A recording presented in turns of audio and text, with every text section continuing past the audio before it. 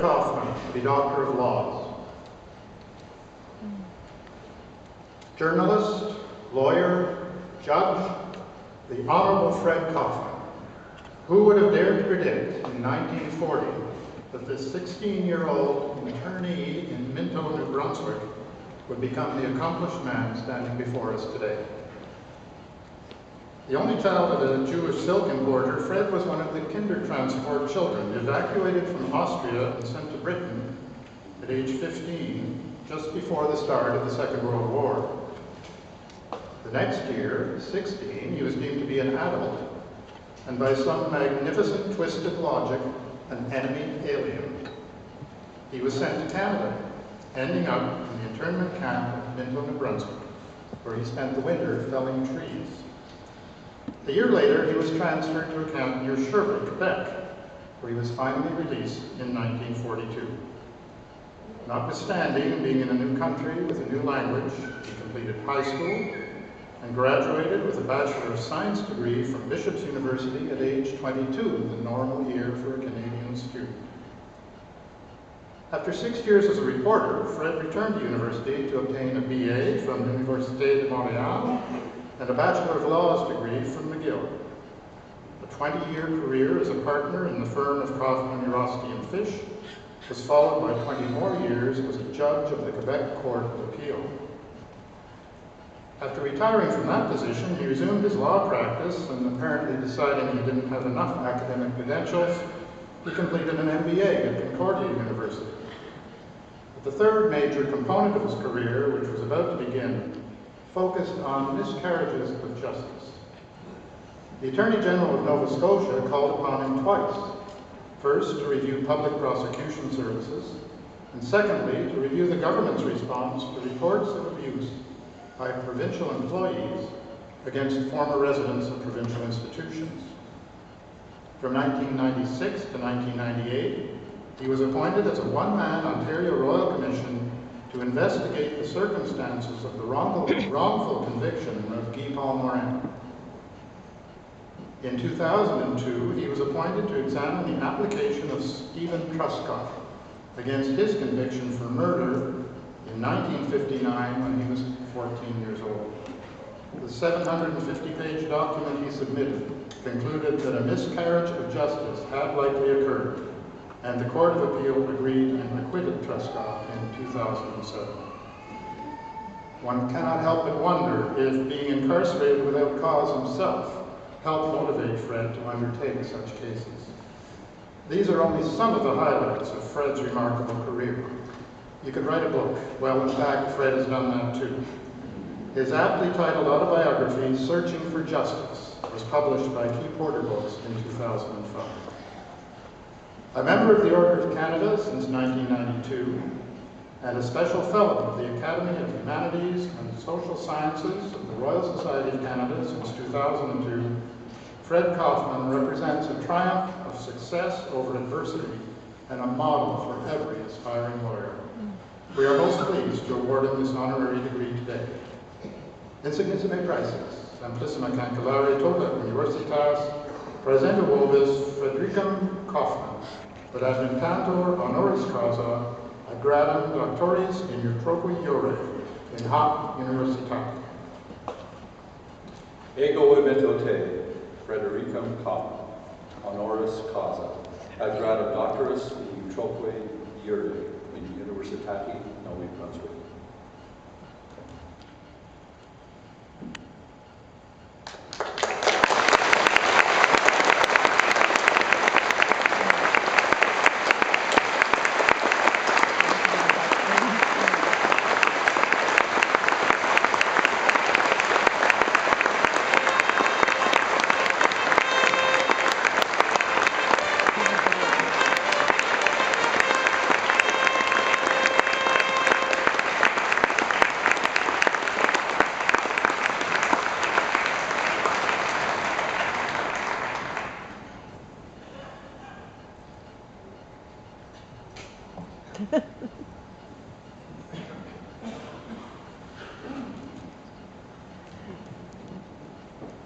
It is now my privilege and a great pleasure to invite Dr. Fred Kaufman to address this insignia. Dr. Kaufman.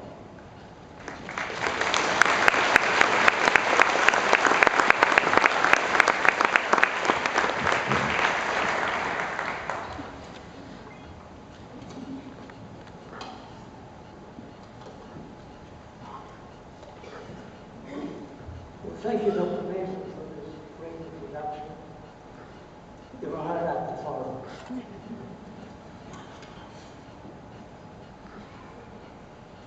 Mr. Chancellor, Mr. President, graduates, ladies and gentlemen. As you have already heard from Dr. Mason, I first set foot in New Brunswick in the fall of 1940, not as the recipient of a great honor from a prestigious institution, but as a 16-year-old Jewish refugee from the horrors of the Holocaust. I was without family, with an uncertain future, immersed in a foreign country. With literally no other choice, I was determined to make the best of a difficult situation. I, together with 710 other intern refugees, spent that winter chopping down trees to supply the 100 wood stoves to heat the barracks, which were housed not far from here. The work was hard, and it was cold, but there were compensations. Darkness fell early, and I vividly recall standing in awe each night as I watched one of nature's magnificent displays, the ever-changing, dancing northern lights. And one other thing stands out in my memory: the sound of trains traveling somewhere in the distance, sounding the warning signals as they approached level crossings. These were comforting experiences in a world beset by turmoil.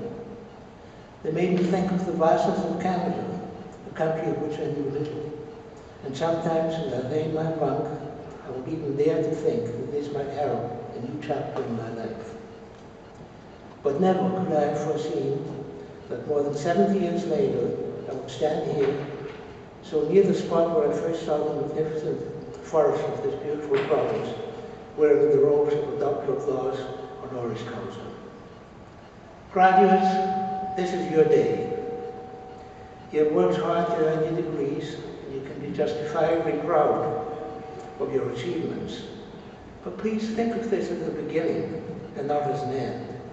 It can be a daunting task to contemplate the next step, and you may question whether you're making the right choices along the way. But what I've learned from my own journey is that there are no right or wrong answers. It is all right to make mistakes, and hopefully to learn from them. Whatever you do, make it count. If you enjoy it, stick with it. If you don't, find something you're passionate about. Do something that is meaningful to you, and with it, you will find fulfillment. And always strive for excellence. That is what makes life interesting. It will take you to places you have yet to imagine. Now, the path ahead will not be easy. There will be obstacles. There always are. There will be disappointments, and there will be things that are beyond your control. Be steadfast and remind yourself that there are no dead ends, only roadblocks, and roadblocks can be circumvented. It will require courage and a lot of hard work, but you didn't get where you are today without these attributes and skills. You just need to remember to keep using them. Now, I'm not so naive as to suggest that luck and serendipity do not play a part, and I say this from personal experience. In the late 1940s, I worked as a reporter for the Montreal Star. One of my beats was the criminal court. I spent many hours listening with great fascination to legal arguments, some memorable, others not so. And I soon came to the conclusion that not only could I do this, but I could do it perhaps as well, maybe even better than some of the lawyers I observed. So that became my goal, to study law, to build up a practice, to argue intricate, even arcane points of law, to stand before a jury and make out a convincing case, to be the best advocate for my clients who could put their trust, and sometimes even their very lives, in my hands.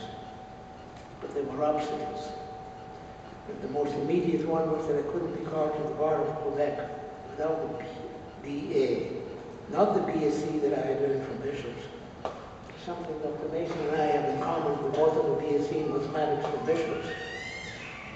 But a BA, now hard to believe, but there it was. So off I went in search of a BA. And you have to be fast, because but I was already in my late 20s. I tried Bishop's and then McGill, but both offered full-time study only. I couldn't afford to be a full-time student. So George Williams University, which is now Concordia, offered evening classes, but it would have taken 3 years to get the BA, too long. I then went to the Thomas More Institute, which was then affiliated with the University of Montreal.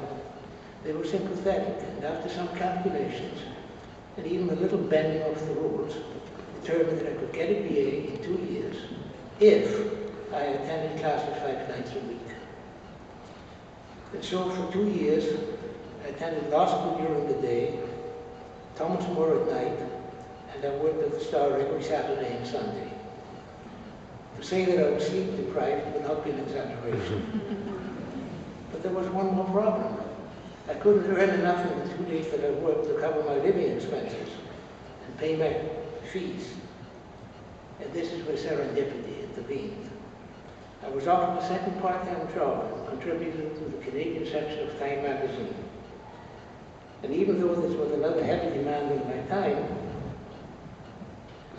my finances were now secured, and so I was set to continue my journey, roadblocks and all.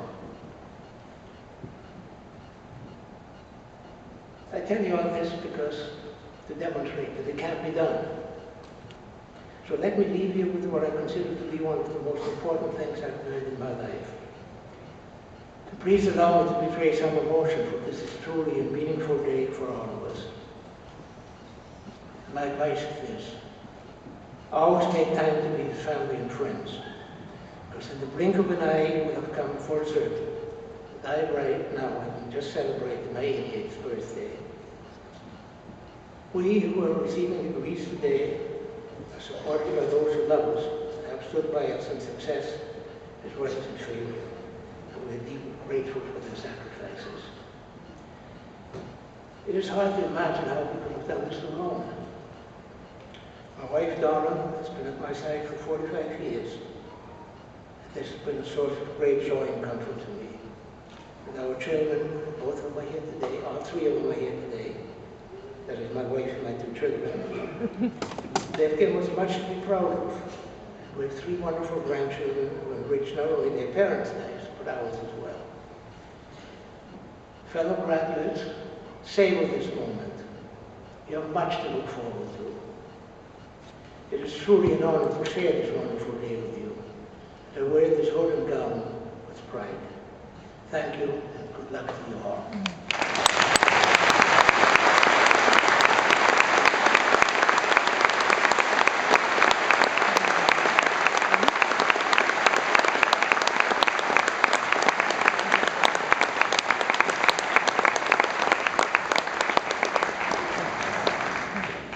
Thank you, Dr. Kaufman. A lot for all of us to think about, and a lot to live up to for sure.